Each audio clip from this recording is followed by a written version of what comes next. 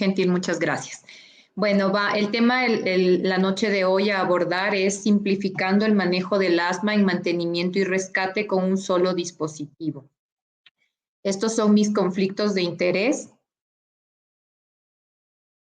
El asma es una enfermedad que afecta del 1 al 18% de la población en general en diferentes países.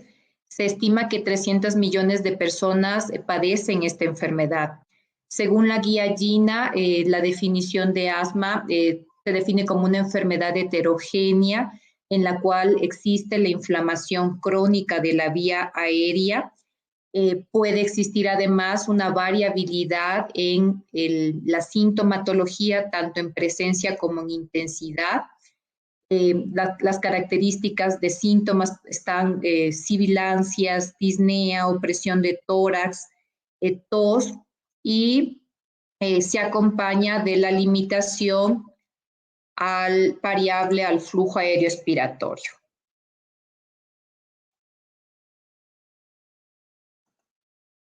Ya. Cuando nosotros buscamos o establecemos el diagnóstico de asma, debemos tener en cuenta varias patologías que podrían simular y debemos realizar un diagnóstico diferencial. No todo lo que silba es asma. Debemos investigar enfermedades como EPOC, como el laringoespasmo, como enfermedades intersticiales, fibrosis pulmonar, bronquiectasias, falla cardíaca, obstrucción aérea, tuberculosis. Antes de establecer, siempre debemos tener en cuenta estos diagnósticos diferenciales para poder establecer el diagnóstico de asma.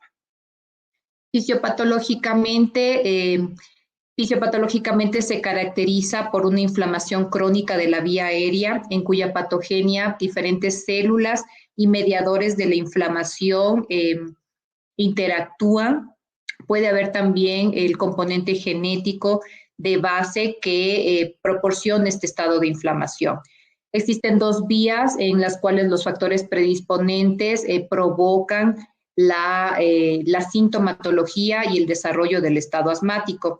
La inflamación eosinofílica de la vía aérea alérgica, generalmente existe un desbalance en el equilibrio de los linfocitos TH1, TH2.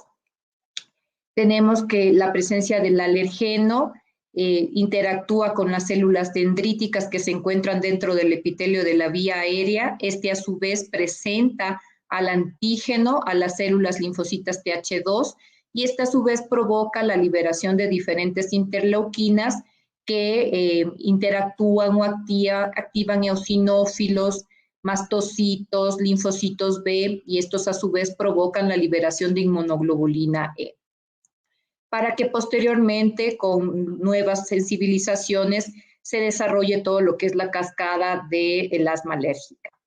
Dentro de la inflamación de la vía aérea eosinofílica no alérgica, tenemos que en las células epiteliales del bronquio como tal y las células de la inmunidad innata, como son los macrófagos, los natural killers, estos cuando están expuestos a polución, a glicopéptidos de microorganismos, liberan sustancias o mediadores que a su vez terminan activando el ILC2 y este a su vez interactúa con interleuquinas, interleuquina 13, interleuquina 5, y a su vez termina en la activación de los eosinófilos.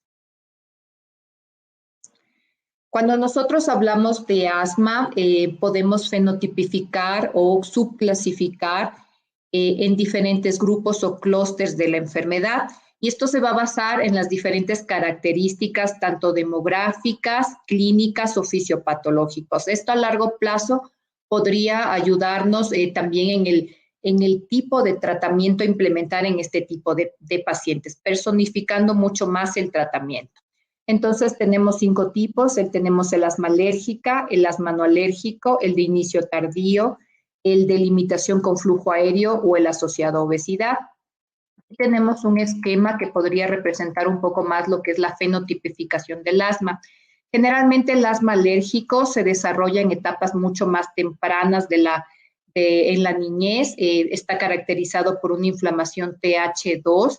El paciente podría o no presentar antecedentes de asma, de alergia en la familia, podría estar asociado incluso a rinitis, a atopia. Cuando hablamos del asma eosinofílico de inicio tardío, generalmente está mediado por la inflamación no TH2, es decir, la otra cascada de inflamación. Existe un inicio ya en etapa adulta. Cuando tenemos el asma asociado a obesidad, generalmente igual es de inicio tardío en etapa adulta. Se puede asociar sobre todo al género femenino. Tenemos también el asma neutrofílico y el asma pausigranulocítico, que generalmente puede estar asociado a factores externos, como por ejemplo el tabaquismo. Se desarrolla también en una etapa adulta y en este caso podríamos tener un escenario de una limitación al flujo aéreo ya de tipo persistente. Una vez que nosotros sospechamos que nuestro paciente puede tener síntomas de asma, ¿cómo podríamos frente al paciente saber que el paciente tiene síntomas de asma? Aquí algunas preguntas que nos pueden hacer intuir que el paciente tiene asma. Entonces, esta es la guía GEMA 2020. La podemos igual bajar y tener este cuestionario. ¿Ha tenido alguna vez silbidos en el pecho? Mi paciente ha tenido tos, sobre todo por las noches. El paciente tiene tos, silbido, dificultad para respirar en alguna época del año o en contacto con animales, plantas, tabaco. Mi paciente ha tenido tos, silbido, dificultad para respirar después del ejercicio físico intenso o moderado. Ha padecido resfriados que duren más de 10 días o le bajen al pecho. Ha utilizado medicamentos inhalados. ¿Tiene algún familiar o algún antecedente, algún tipo de alergia a mi paciente? Y la probabilidad de que el paciente tenga asma, procedemos a realizar una prueba de función respiratoria con el objetivo de valorar el flujo variable de la vía aérea. Entonces realizamos una espirometría con y sin broncodilatación. Si la espirometría tiene un patrón obstructivo y a su vez tiene una respuesta broncodilatadora positiva, es decir, un BEF-1 más de 12% y un valor absoluto más de 200 ml de mejora luego del uso del broncodilatador, el diagnóstico es de asma y este se va a ratificar una vez que el paciente mejore al iniciar el tratamiento. Si es que el patrón es obstructivo, pero no tenemos una respuesta broncodilatadora positiva, es decir, una respuesta negativa, podríamos hacer algunos otros estudios en el que se evalúe la inflamación a nivel bronquial, como por ejemplo el óxido nítrico exhalado o el feno. Si es que el feno es más de 40 partes por millón, el diagnóstico se establece de asma. Si es que el feno es negativo, podríamos también intentar hacer un curso clínico corto de corticoide oral y evaluar nuevamente a través de una espirometría. Si la espirometría se normaliza, el diagnóstico es de asma. Si es que la espirometría persiste obstruida, pues deberíamos reconsiderar y reevaluar hacia otros diagnósticos. Si es que la espirometría está normal, es decir, tiene una relación de BEF-1 sobre FBC más del 0.7%, recordemos que en el estado asmático o en el asma en general, el paciente puede ser variable, tanto en el flujo como en la sintomatología. Entonces, sí que podemos tener pacientes asmáticos con espirometrías normales. Si es que la respuesta broncodilatadora es positiva, BEF-1 más del 12% y el valor absoluto de mejora es más de 200 ml, el diagnóstico es de asma. Si es que la espirometría está normal y no hay una respuesta broncodilatadora positiva, es decir, la respuesta es negativa, podríamos asociar algunas otras pruebas que nos ayuden a evidenciar esta variabilidad del flujo aéreo. Podemos hacer un picoflujo domiciliario, podríamos realizar un óxido nítrico exhalado o podríamos realizar una prueba de broncoconstricción. Si es que alguna de ellas son positivas, pues establecemos el diagnóstico de asma. Una vez que definimos el diagnóstico de asma, debemos clasificar a la enfermedad por su severidad. Antiguamente, la clasificación de la gravedad se basaba tanto en los síntomas diurnos, en la medicación de alivio que se usaba, en los síntomas nocturnos, en la limitación a la actividad diaria, en la función pulmonar y en el número de exacerbaciones. Se establecía su clasificación en asma intermitente, en asma persistente leve, moderada o grave. Hoy en día, la guía GINA sugiere la clasificación de la enfermedad en base al escalón de tratamiento que se está usando para controlar su asma, tanto sintomatología como riesgo de exacerbaciones, y la divide en asma leve y en asma moderada o grave.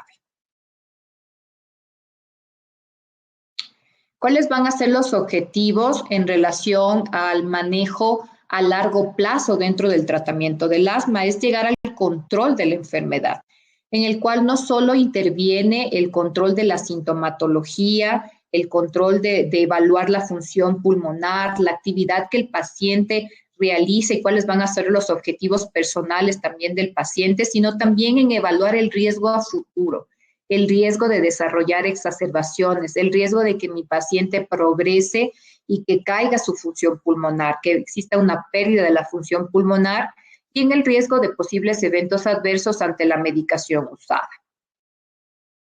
Dentro de los principios generales en el manejo del asma, el objetivo principal es reducir el riesgo de exacerbaciones y de controlar la sintomatología.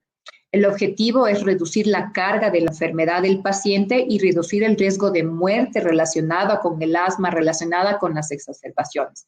Y no olvidar también cuáles son los objetivos propios de mi paciente, cuál es qué es lo que el paciente piensa en relación a su enfermedad y cuál es el tratamiento que el paciente también está dispuesto a aceptar y realizar. Una vez que nosotros establecemos el diagnóstico, establecemos el riesgo de que mi paciente pueda tener o no exacerbaciones, siempre debemos investigar el no control de la enfermedad. Entonces, debemos investigar la técnica de la adherencia, debemos confirmar efectivamente estamos ante un paciente asmático, debemos evaluar factores de riesgo que no nos permiten llegar a un control de asma, como por ejemplo, rinitis asociada no tratada, reflujo, factores medioambientales que no estamos controlando, comorbilidades como por ejemplo apnea de sueño, depresión, ansiedad, y siempre debemos tratar de llegar al control de la enfermedad, es decir, debemos ajustar el tratamiento de acuerdo al objetivo pautado y fijado, en controlar enfermedad, síntomas y en disminuir el riesgo de exacerbaciones. Las guías GINAS, dentro de su manejo personalizado de asma, recomienda el siempre evaluar, ajustar tratamiento y revisar. Dentro de la evaluación, debemos evaluar siempre que estamos ante un diagnóstico efectivo de asma, de que estamos logrando controlar la sintomatología. Debemos evaluar siempre la técnica inhalatoria de nuestro paciente, la preferencia del paciente, ajustar el tratamiento, la medicación, evaluar también las estrategias no farmacológicas, tratar factores asociados o riesgos o comorbilidades. Y dentro de la revisión, evaluar respuesta, evaluar síntomas, exacerbaciones, eventos adversos, evaluar la satisfacción del paciente ante el tratamiento asmático y no olvidar evaluar también la función pulmonar.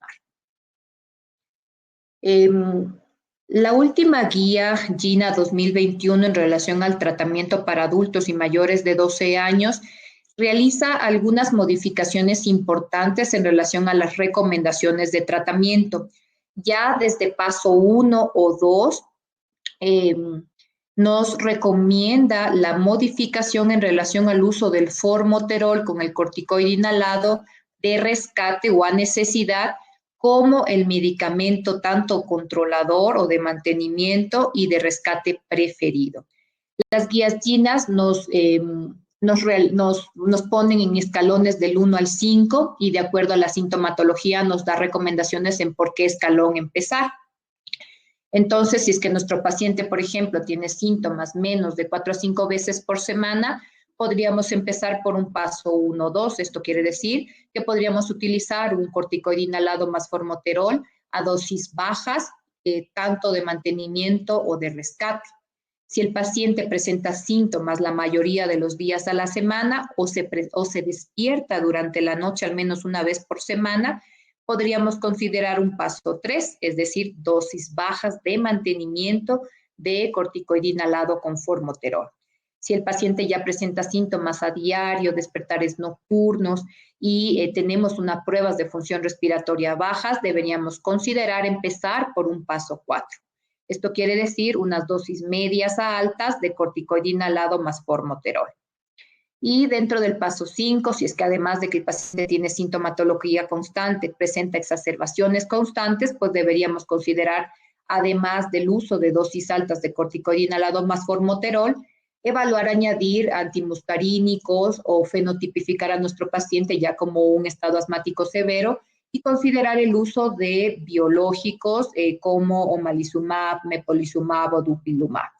En todos los pasos de asma, el uso a demanda o de rescate del corticoide inhalado más el formoterol es una recomendación actual y son modificaciones importantes en las guías de la GINA 2021.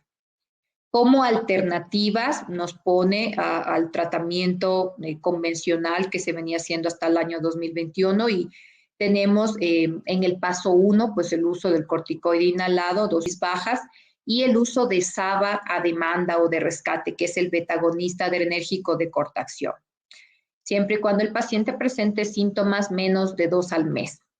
Si nuestro paciente presenta síntomas de 4 o 5 veces por menos de 4 o 5 días por la semana, pues podríamos empezar con una dosis baja de un corticoide inhalado de mantenimiento y un beta-2 adrenérgico o un SABA de corta acción.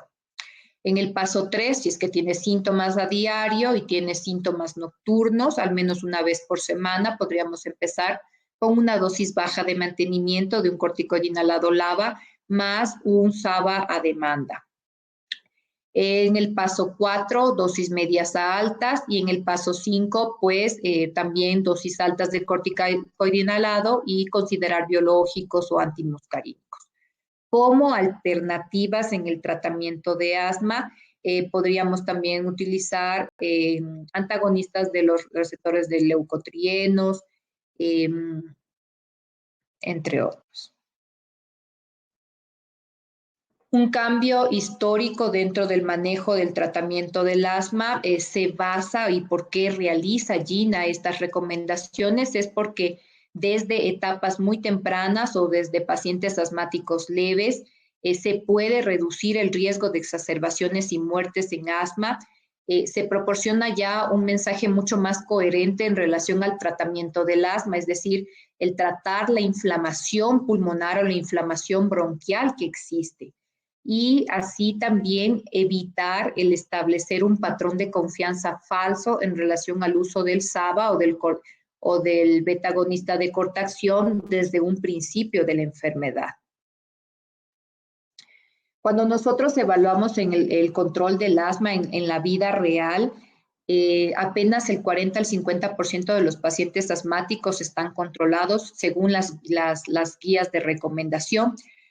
Vamos a analizar este estudio Realize, el cual tiene por objetivo evaluar el control del asma, la sintomatología y el riesgo de exacerbaciones que tienen los pacientes. Este se realizó en una muestra de 8,000 personas a través de un cuestionario que evalúa síntomas, control de asma y riesgo de exacerbaciones en los últimos 12 meses.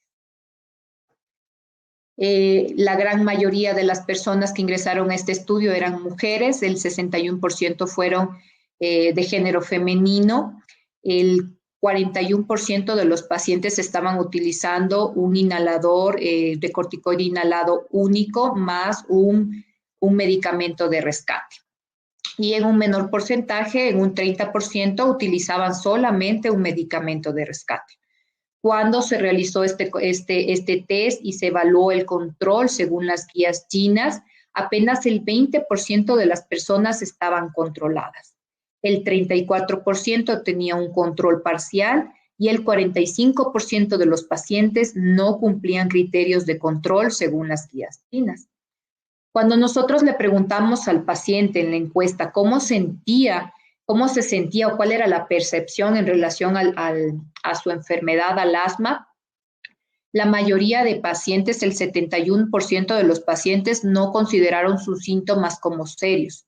Y cuando evaluamos a los pacientes no controlados según las guías chinas, el 57% de los pacientes no consideraban a sus síntomas como serios. El 78% de los pacientes no controlados según las guías GINAS no se consideraban enfermos.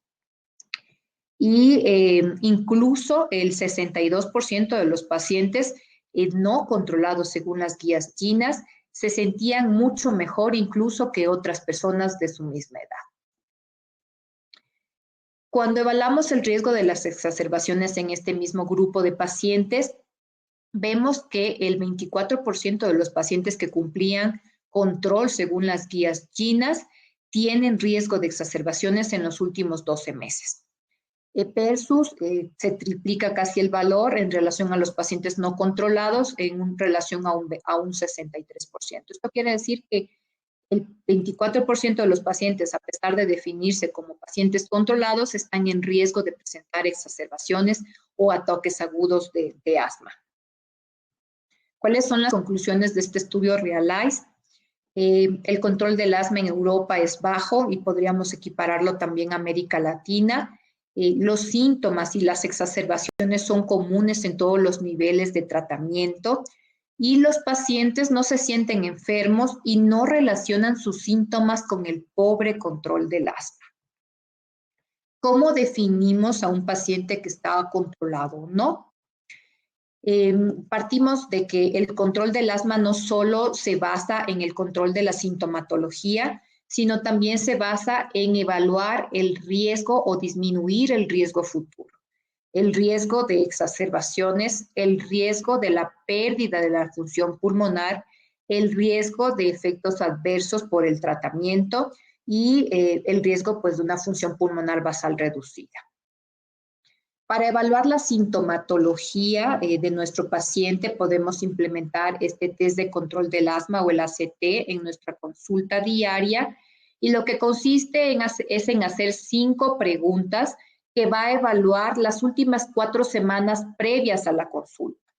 El paciente, le preguntamos cuánto tiempo el paciente se ha sentido impedido en relación al asma, cuán frecuente ha sentido disnea o falta de aire, con qué frecuencia sintió síntomas de asma en las últimas 4 semanas, con qué frecuencia utilizó su medicamento de rescate en las últimas 4 semanas y cómo es su percepción de control en relación a las últimas 4 semanas. Sumamos este puntaje y si es que el valor es menos de 20, es probable que nuestro paciente no esté controlado. Deberíamos reevaluar si es que existen factores externos que no están permitiendo que nuestro paciente esté controlado o considerar el incrementar el escalón de tratamiento en la escala GINA. De acuerdo a la clasificación del control del asma, podemos diferenciar 3 entidades. El paciente bien controlado, el paciente parcialmente controlado y el paciente mal controlado. Esto se basa de acuerdo a síntomas diurnos, síntomas nocturnos, limitación de actividades, necesidad de nuestro medicamento de rescate y de acuerdo también a la función pulmonar, el VEF1 o el pico flujo y el riesgo de exacerbaciones. Si nuestro paciente no tiene síntomas nocturnos, no tiene limitación, si nuestro paciente apenas tiene 2 veces por mes o 2 días por mes sintomatología diurna y tenemos una espirometría con un VEF1 más del 80% y no ha tenido exacerbaciones, estamos frente a un paciente bien controlado. Si el paciente tiene más de 2 días a la semana síntomas, tiene limitación en cualquier momento, síntomas nocturnos en cualquier momento, necesidad de más de 2 veces por semana de su medicamento de rescate, un VEF1 menos del 80% o ha presentado en el último año una exacerbación, el paciente tentativamente es parcialmente controlado. Si a esto le añadimos que si a estos antecedentes le añadimos que pueda presentar más de una exacerbación en la última semana, es decir, si incrementamos el número de exacerbaciones, el paciente está mal controlado. En otras palabras, ¿cuáles serían los criterios para definir a nuestro paciente como mal controlado? Un control deficiente de síntomas que lo podemos evaluar a través del del test de control del asma, el ACT. Si es que tenemos menos de 20, es un paciente que no tenemos un control de sintomatología, no tenemos un control de síntomas. El riesgo, la presencia frecuente de exacerbaciones, más de dos o más tratamientos cortos con corticoides sistémicos, o que el paciente haya estado hospitalizado o haya acudido por urgencias o haya necesitado ventilación mecánica o la necesidad de terapia intensiva. O si es que también el paciente presenta una limitación al flujo aéreo con un VEF1 menos del 80%. Antes de nosotros considerar también que el paciente no está controlado, debemos evaluar factores externos que también condicionan que el paciente pueda estar no controlado. Por ejemplo, la no adherencia al tratamiento, es decir, el no uso de la medicación puede condicionar la no mejora y no lograr los objetivos que nos hemos pautado en relación al tratamiento del asma. Evaluar la técnica de inhalación, esto es importante que lo hagamos al menos inicialmente unas 3 veces en nuestra consulta. Evaluar comorbilidades, evaluar el contexto social del paciente, y evaluar también la exposición, es decir, si el paciente mantiene una exposición sostenida a algún alergeno o algún factor de riesgo, pues va a ser poco probable que logremos el control del asma. Cada uno de estos factores va a ser un prerequisito antes de que nosotros diagnosticamos a un paciente como asma grave incontrolado. La evidencia sugiere cada vez más que la inflamación de la vía aérea durante las exacerbaciones puede provocar un cambio en el remodelado y un incremento, un engrosamiento dentro de la vía aérea. Y esto a largo plazo puede condicionar una limitación al flujo aéreo persistente y una caída de la función pulmonar. Dentro del efecto de tratamiento de la persona asmática, no solo nos basamos en evitar la broncoconstricción del paciente y la hiperactividad bronquial, sino el manejo principal debe ir enfocado a disminuir la inflamación bronquial y a disminuir este remodelado de la vía aérea que existe cuando nuestro paciente presenta una inflamación constante y presenta exacerbaciones constantes. ¿Qué pasa cuando nuestro paciente presenta exacerbaciones constantes o crisis asmáticas constantes? Debemos recordar que durante una crisis asmática de moderada a severa es necesario el uso de corticoides orales. Si es que nosotros prescribimos ciclos cortos de corticoides orales y son persistentes, pues el riesgo de hipertensión, de diabetes, de obesidad, de cataratas y todo lo que conlleva el uso de glucocorticoides orales puede estar presente. Y esto por las exacerbaciones frecuentes que presentan nuestros pacientes. Entonces, GINA una vez más se ratifica en recomendar como primera elección, tanto de mantenimiento como medicamento de rescate, al corticoide inhalado más formoterol desde los pasos 1, con el objetivo así de establecer un patrón falso de confianza del uso del SABA o del medicamento de rescate desde el inicio de la enfermedad, desde estados tempranos. ¿Cuál es la evidencia que sustenta que utilicemos como primera elección al corticoide inhalado más formoterol, o en este caso la budesonida formoterol, tanto como mantenimiento como medicamento de rescate antiinflamatorio? Tenemos varios estudios que sustentan el uso de este medicamento. Más de 6,000 pacientes han recibido budesonida formoterol como tratamiento de mantenimiento y de rescate.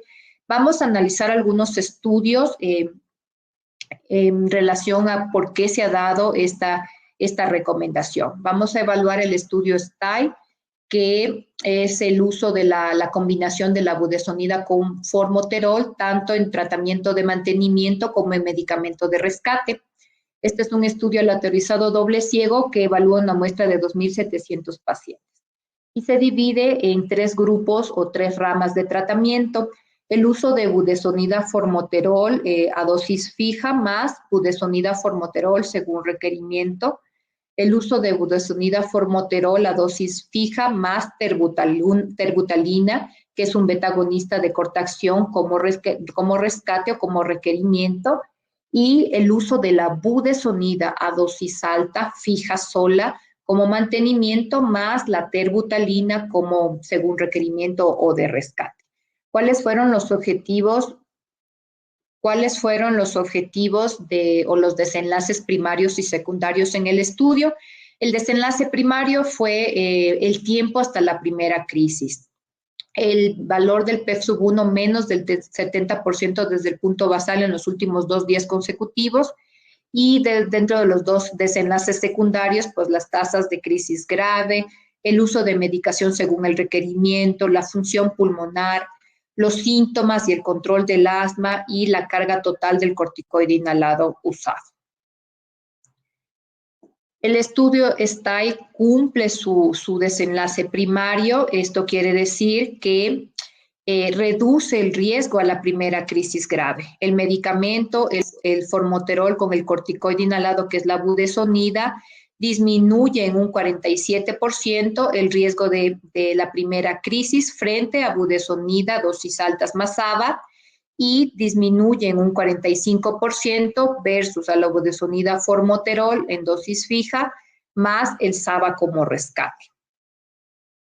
Cuando nosotros evaluamos la carga total de corticoide inhalado administrado en estos pacientes que utilizan dosis fija de mantenimiento y dosis de rescate de budesonida formoterol versus la budesonida dosis altas fija más el SABA a rescate, vemos que el 55% de los pacientes, el 55% de los días estuvieron libres de uso de budesonida formoterol como rescate, y que la carga total de corticoide inhalado es a menos de la mitad, es apenas el 240 microgramos día.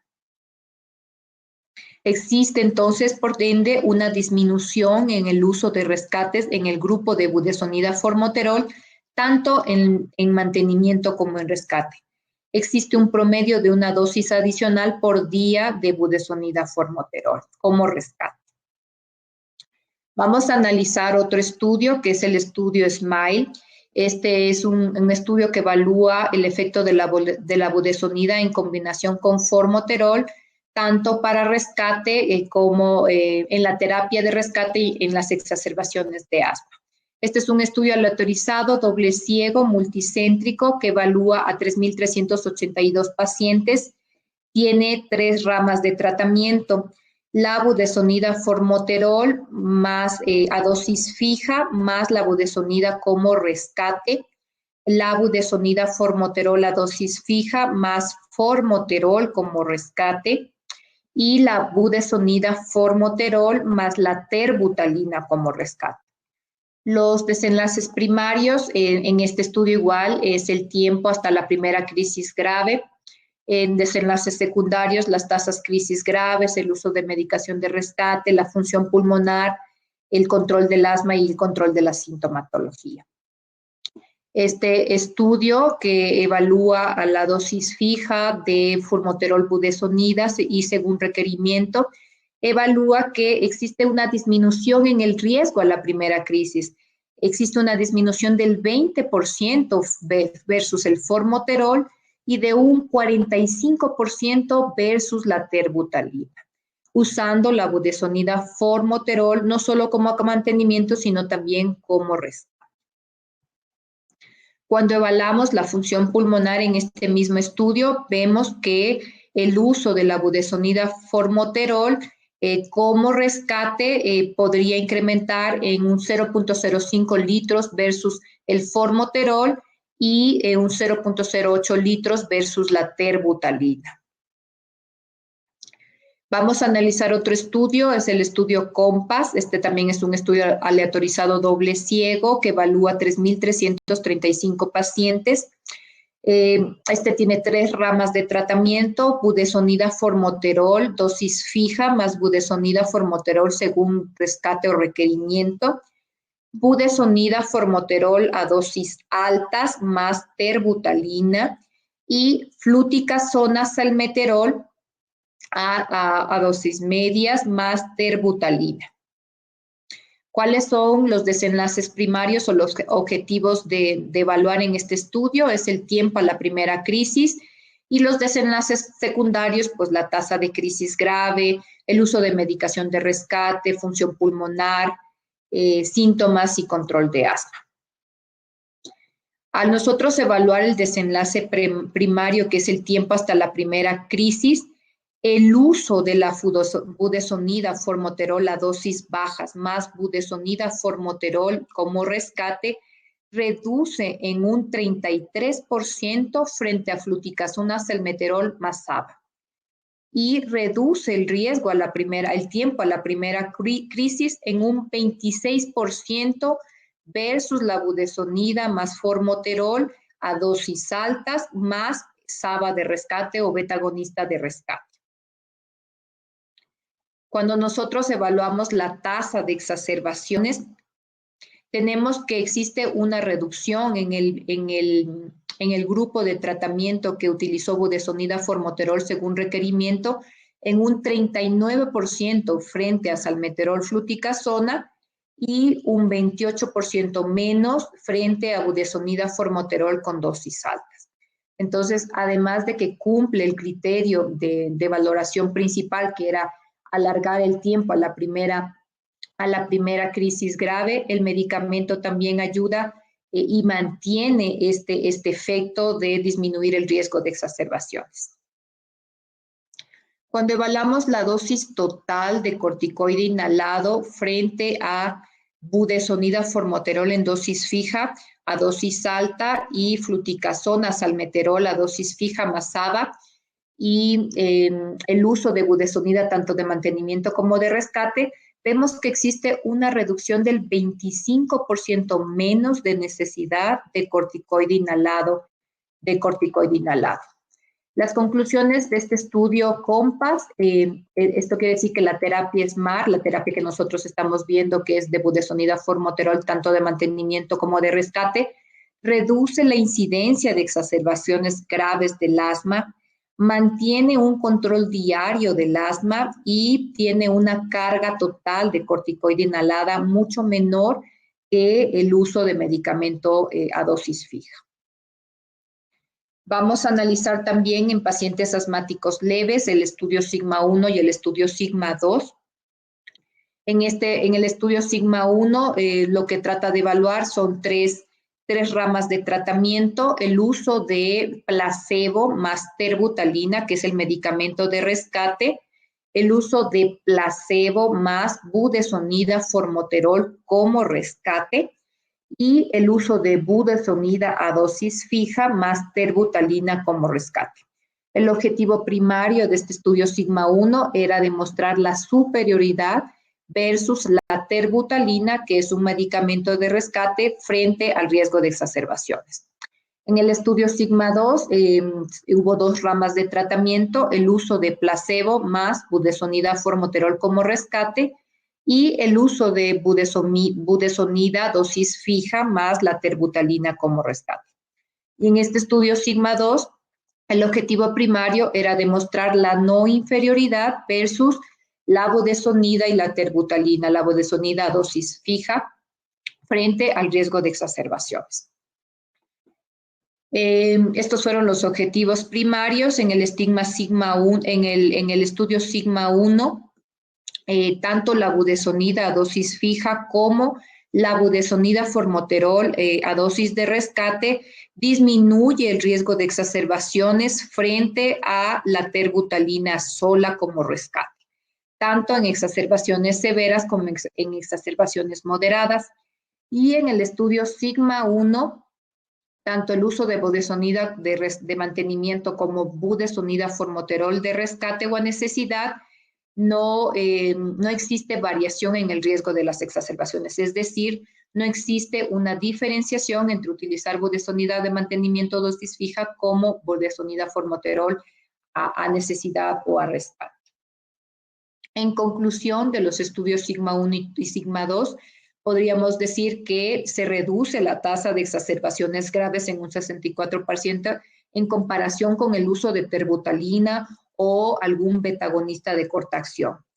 Resultó en una tasa comparable de exacerbaciones graves en la budesonida de mantenimiento y terbutalina de rescate. y existe una eficacia demostrada con una carga menor de corticoide en un 75% menos de budesonida de los pacientes que lo mantuvieron como de mantenimiento a dosis fija. Esta tabla nos ayuda un poco a evaluar la dosis tanto media, baja o alta de los corticoides inhalados. Aquí tenemos los diferentes corticoides. Estamos hablando de que la dosis de budesonida baja es de 200 a 400 microgramos y que ya más de 800 microgramos podríamos estar hablando de una dosis alta. Y en relación a fluticasona, propionato de fluticasona, una dosis baja es de menos de 250 y que más de 500 microgramos podríamos estar hablando de una dosis mayor, una dosis alta. Quiero terminar la presentación con un caso clínico. Esta es una paciente de 58 años de edad, es femenina, oficinista. Ella es exhumadora desde hace 15 años con un índice tabáquico de 10 paquetes año. Está expuesta, ella es deportista, le gusta hacer deporte y está expuesta a piscinas cloradas generalmente. Dentro de sus comorbilidades, tiene hipotiroidismo, intolerancia a la lactosa, amigdalitis a repetición en la niñez, bronquitis a repetición en los últimos 5 años.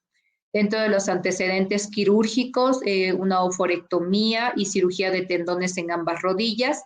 En sus antecedentes alérgicos, ella es alérgica a los AINES, y dentro de sus antecedentes familiares, pues tiene hermanos asmáticos y tiene una madre con diabetes. Ella acude a la consulta por un cuadro clínico de 4 años de sintomatología de tos luego del ejercicio y esporádico en el día, silbidos de pecho y síntomas de rinitis, rinorrea y goteo retronasal. Ella ya acude a la consulta con un diagnóstico establecido de asma hace unos 6 meses. Ella había iniciado tratamiento con un corticoide inhalado más LABA. Sin embargo, al no notar mejoría, lo había suspendido y había quedado solo con la medicación que ella había sentido que le había mejorado. Esto quiere decir que había mantenido antialérgicos y un beta-agonista de corta acción, que en este caso era el salbutamol. Al examen físico, la paciente estaba alerta, orientada, no tenía signos de dificultad respiratoria y la saturación estaba sobre el 90%, estaba en 93%. No ruidos cardíacos estaban rítmicos, no había arritmias, el murmullo vesicular se escuchaba ligeramente, se escuchaba disminuido en un grado moderado. No habían signos de trombosis venosa profunda, ni tampoco había signos de acropaquias en manos. En los laboratorios, la paciente tenía una inmunoglobulina E elevada, no había poliglobulia y tampoco había eosinofilia periférica en la biometría hemática. Procedió a confirmar el diagnóstico de lo que la paciente con el que la paciente ya acudía. Se le realizó una tomografía de tórax en el cual vemos un nodulito en el lóbulo inferior izquierdo que tentativamente está calcificado, es un granuloma calcificado, y tenemos una banda fibrótica en el lóbulo superior izquierdo igualmente y ninguna otra alteración a nivel de parénquima. Le realizamos una espirometría a la paciente y observamos que el paciente tiene un patrón obstructivo leve con respuesta broncodilatadora positiva, ¿sí? Y vemos la curva, también tiene un patrón obstructivo y prácticamente la curva se normaliza luego del uso del beta-agonista de corta acción, que en este caso se utilizó salbutamol. Entonces, se concluye en el diagnóstico que la paciente tiene un asma mal controlado, más rinitis como comorbilidad. Se empieza el tratamiento de acuerdo al escalón 3 en ese entonces de guía GINA. Utilizamos bilateral fluticasona a dosis baja, 100 con 25 microgramos, salbutamol de rescate y dentro del tratamiento de rinitis, pues utilizó fluticasona nasal y un antialérgico que en este caso fue la fexofenadina. Dentro de la evolución clínica del paciente, en sus controles subsecuentes, la paciente efectivamente disminuyó la tos y las sibilancias. Sin embargo, algo que molestaba mucho a la paciente era que siempre presentaba tos luego del ejercicio y eso se mantuvo a pesar del tratamiento. Eso le obligaba a utilizar constantemente su medicamento de rescate, que en ese tiempo estaba utilizando el salbutamol. Ella utilizaba 2 a 3 veces por día el salbutamol. Luego de 3 meses de tratamiento y al ver que no estábamos logrando el control, que era el control de sintomatología, se decide escalar o aumentar la dosis de corticoide inhalado, es decir, se incrementó al escalón 4 según la recomendación de Gina. Aumentamos la dosis de bilanterol fluticasona a 200 microgramos, 25 microgramos cada día. Y se mantuvo la dosis de salbutamol en casos necesarios y antes del ejercicio. La paciente durante todo este tiempo no presentó exacerbaciones, sin embargo, sus síntomas estaban mucho más controlados, sin embargo, persistía el uso del salbutamol antes del ejercicio. Al menos utilizaba 1 o 2 veces por día el salbutamol y se mantenía con una dosis alta de corticoide. Entonces, ante una paciente que estamos con una dosis alta de corticoide y que parcialmente estamos controlados, se decide cambiar a terapia SMART según las últimas recomendaciones GINAS e incluso bajamos el escalón de tratamiento a un escalón 3. Empezamos con budesonida formoterol a una dosis baja, 164.5, a una inhalación cada 12 horas y de rescate. Utilizamos la budesonida formoterol tanto como mantenimiento como de rescate. En los controles subsecuentes, la paciente dejó de utilizar definitivamente su salbutamol y lo cambiamos por la budesonida formoterol, tanto como mantenimiento como de rescate. En el primer mes, el uso de rescate fue más o menos unas 3 a 4 veces por día en el primer mes. Sin embargo, paulatinamente en los meses subsecuentes se disminuyó la dosis y la necesidad de su rescate. Hoy en día utiliza apenas 1 o 2 veces por semana su medicamento de rescate. La paciente se mantiene sin exacerbaciones y actualmente estamos utilizando dosis bajas de corticoide inhalado.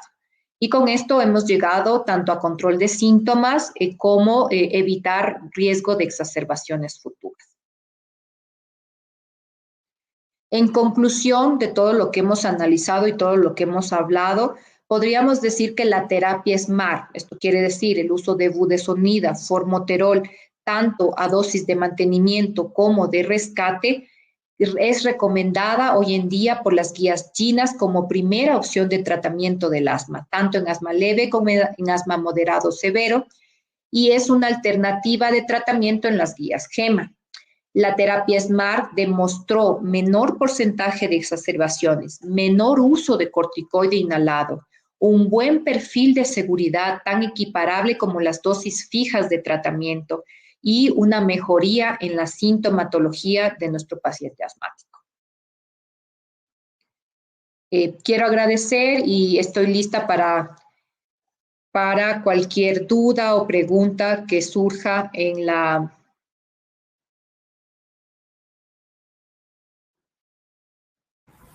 Muchísimas gracias, doctora. Les invitamos a los compañeros para que hagan sus preguntas en el chat. De todas formas, quisiera hacerle una pregunta. ¿Qué hacer cuando el asma empeora, incluso cuando nosotros utilizamos ya los inhaladores de alivio rápido y este paciente pues no mejora? ¿Qué hacemos? A ver, ¿estamos hablando de una crisis asmática o estamos hablando de un paciente tentativamente mal controlado? No, crisis asmática. Una crisis asmática. Crisis asmática. Ya, si es que, bueno, tenemos que evaluar primero si nuestro paciente estamos ante una crisis asmática leve, moderada o severa. Generalmente ya cuando la crisis asmática es moderada o severa, sí que tenemos que utilizar corticoides orales sistémicos para lograr el control del tratamiento de la crisis asmática. No solo medicamento de rescate, que el medicamento de rescate puede ir, en este caso, como estamos hablando, podría ir un beta agonista de corta acción o las nebulizaciones que podríamos utilizar con medicamentos combinados para tratar de controlar el paciente asmático. Deberíamos evaluar también si es que el paciente no tiene síntomas asociados de infección que están provocando esta crisis asmática. Es decir, ya cuando nosotros estamos ante un caso de una crisis asmática moderada, deberíamos considerar el uso de corticoide oral. Ya, muchas gracias, doctora. ¿Y se podría utilizar la inmunoterapia también como tratamiento del paciente asmático? Claro que sí, está indicado en pacientes asmáticos la inmunoterapia, sobre todo en pacientes asmáticos de tipo alérgico. Muy bien, muchas gracias, doctor. ¿Y nos podría hablar sobre la termoplastia bronquial en el tratamiento del asma? ¿Cómo Claro que sí. Bueno, cuando ya nosotros estamos ante un paciente asmático severo, nosotros deberíamos fenotipificar a nuestro paciente asmático severo. Como pudimos evaluar en las primeras diapositivas, los pacientes que tienen una inflamación neutrofílica y pausigranulocítica, en la cual tentativamente tenemos factores externos que condicionan ya un remodelado, un cambio en lo que es la estructura de la musculatura del bronquio como tal, la termoplastía podría tener un pie y podría tener cabida. Es decir, ya estos pacientes son asmáticos severos y podemos tener ya un patrón obstructivo ya más fijo, más que reversible en este paciente. La termoplastía está reservada más para pacientes asmáticos severos en neutrofílicos. Muchísimas gracias, doctor. No sé si es que hay alguna pregunta, revisémosle. No, no tenemos más preguntas. Quiero agradecerle muchísimos por sus valiosos conocimientos. Muchas gracias, doctora. Y a los compañeros, invitarles para el próximo, vamos a revisar los próximos temas que se les va a indicar oportunamente. Muchas gracias a todos y que tengan una buena noche. Buenas noches. Buenas noches.